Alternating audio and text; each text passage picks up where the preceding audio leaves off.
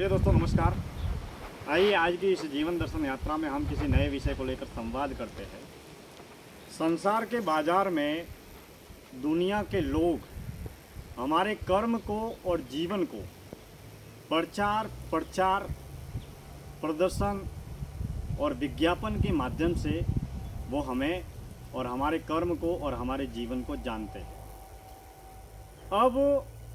साधक जिन कर्मों को मौन रहकर, मुक्त रहकर, अज्ञात रहकर गुमनाम कर्मों को करता है, उन कर्मों को केवल कर्ता के रूप में साधक स्वयं जानता है और ऊपर वाला परमपिता परमात्मा उन कर्मों को जानता है। अब कर्ता भले ही कर्म दिखावा, प्रदर्शन या विज्ञापन करके कर्म करे या फिर गुमनाम रहकर अज्ञात रूप में बिना दिखावा, बिना प्रदर्शन किए कर्म करे, लेकिन हर तरीके का कर्म मन, वचन और क्रिया के जरिए घटित होने वाला हर कर्म सबसे पहले साधक को बाहर और भीतर से प्रभावित करता है।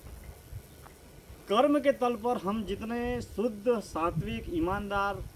प्रामाणिक रहेंगे और जिएंगे, उतना ही हम किसी और के साथ में न्याय करें या न करें,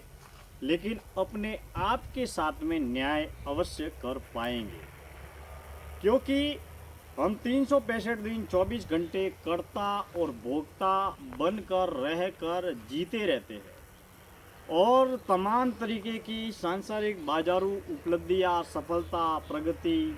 अमीरी, प्रसिद्धि, मान, सम्मान, पद, पुरस्कार, तमाम तरीके की बाहरी बाजारू बहिर्मुखी उपलब्धियां जब साधक बाहरी बाजारू जगत में दौड़ता है, भागता है, भटकता है, तब जाकर उसे बाहरी बाजारू पदार्थवादी उपलब्धियां और सफलता उसे प्राप्त होती है। और लगातार दौड़ते, भागते, भटकते एक समय ऐसा आता है कि न चाहते हुए भी साधक को दृष्टा बनना पड़ता है, अकर्ता बनना पड़ता है, साक्षी बनना पड़ता है और होश में रहना और जीना पड़ता है। क्योंकि जीवन के अंत काल में या जीवन के अंत काल से कुछ महीने पहले या कुछ साल पहले देह के प्राण त्याग करने से ठीक कुछ महीने या कुछ साल पहले हमारे देह की शारीरिक ऊर्जा शक्ति धीरे धीरे कम हो जाती है और धीरे धीरे हम बचपन से जवानी और जवानी से बुढ़ापे की ओर अग्रसर होने लगते हैं और देह से जब बहने वाली ये जो श्वास है उसके जरिए जब प्राण ऊर्जा अलग हो जाती है, तब संसार के बाज़ार में हम मौत की अवस्था को उपलब्ध होते हैं और संसार के बाज़ार में हमारे मौत की घोषणा होती है। अब हम अगर 365 दिन 24 घंटे कर्ता और भोक्ता बनकर इस जीवन को जीते हैं, लेकिन प्रतिदिन 24 घंटे में कुछ घंटे, 1-2 घंटे मौन के माध्यम से, ध्यान के माध्यम से, एकांत के माध्यम से, साक्षी भाव के माध्यम से अगर होश में रहने और जीने का प्रयास या अभ्यास करें, तो बेशक हम अपने जीवन को बहुत ही बारीक तल पर, गहराई के तल पर समझ पाएंगे। हम घर के कार्य करने के लिए, परिवार के कार्य करने के लिए, समाज के कार्य करने के लिए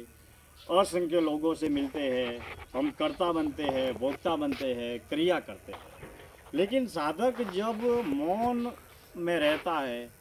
एकांत में जीता है और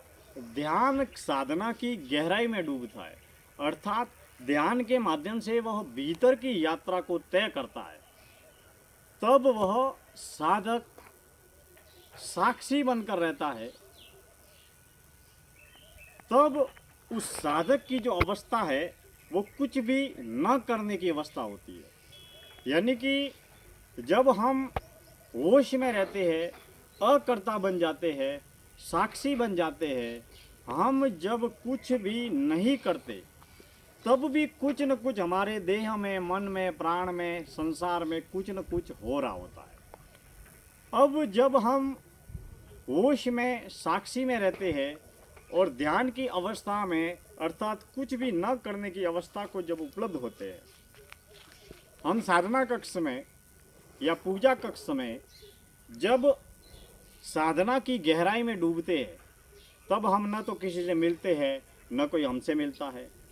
न हम किसी से बात करते हैं, न लिखते हैं, न पढ़ते हैं, न बोलते हैं, न ही घर परिवार का कोई भी ऑफिस का दुकान का काम करते हैं। हम आंखें बंद करके आसन लगाकर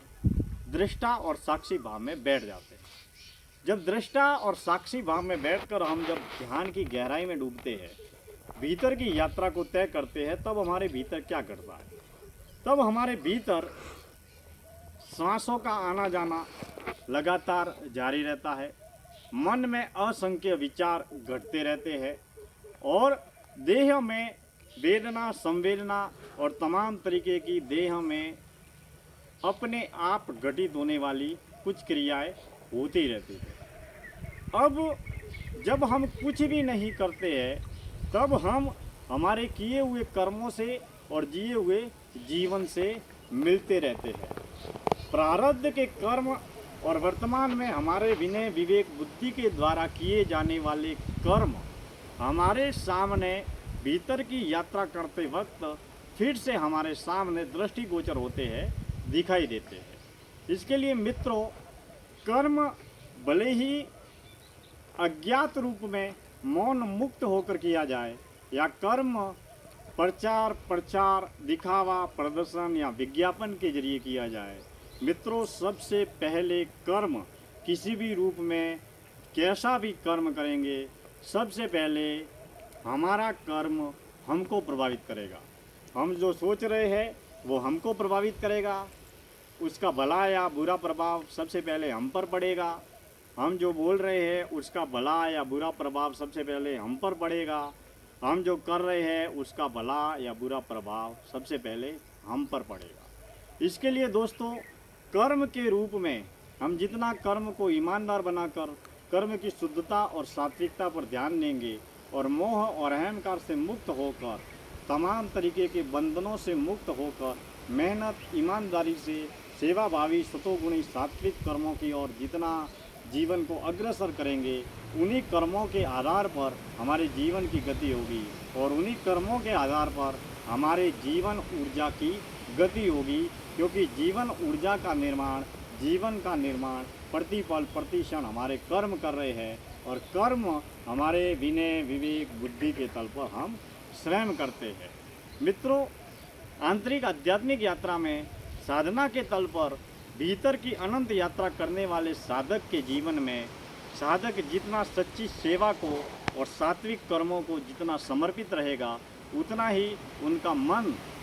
संतुलित रहेगा, अनुशासन में रहेगा और मन की शांति जितनी ही हमें प्राप्त होगी, उतनी ही हम आत्मा की आत्म शांति को उपलब्ध होंगे। इसके लिए प्रतिपल प्रतिक्षण हमारे देह में और हमारे मन में, इन दोनों से ही जीवन बना है। तो देह में और मन में और हमारे जीवन में कब क्या घट रहा है और घटते हुए क्रियाकलापों को देखकर हमारे भीतर क्या क्रिया या प्रतिक्रिया हो रही है, उसके प्रति हम मौन मुक्त रहकर जागरूक बने रहेंगे, तो धीरे धीरे हमारा आत्मबोध स्वाभाविक तल पर विकसित होगा और हम अपने जीवन को गहरे तल पर समझ पाएंगे और जीवन की तमाम यात्राओं में कर्म योगी बनकर हम जीवन के हर रहस्य को समझते हुए